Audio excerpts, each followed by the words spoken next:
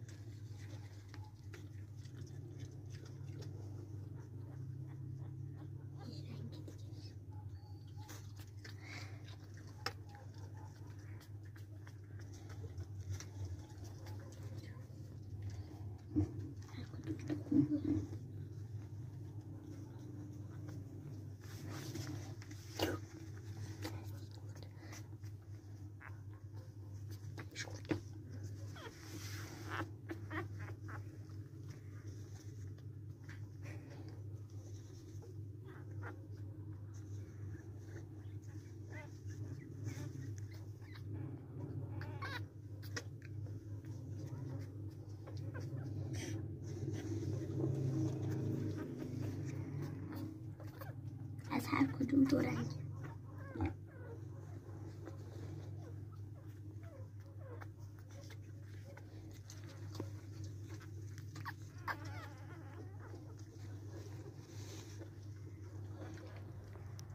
اینم بچه ها مامانشه.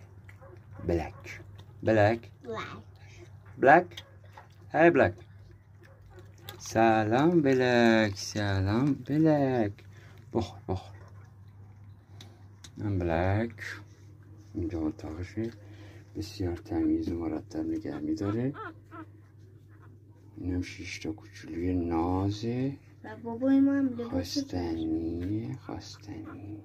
جونم. 2 تا قهوه‌ای، 2 تا مخلوط از لاز رنگی، 2 تا مشکی. قدرت خدا. فروشی نیست. نه ما خدا.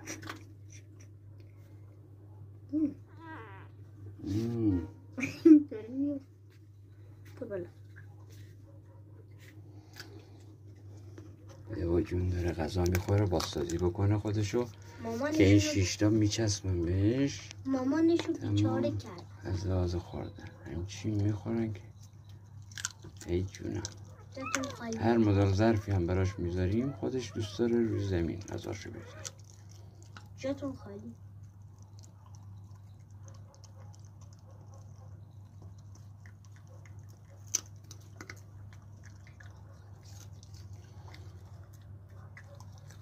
یه آقا لئو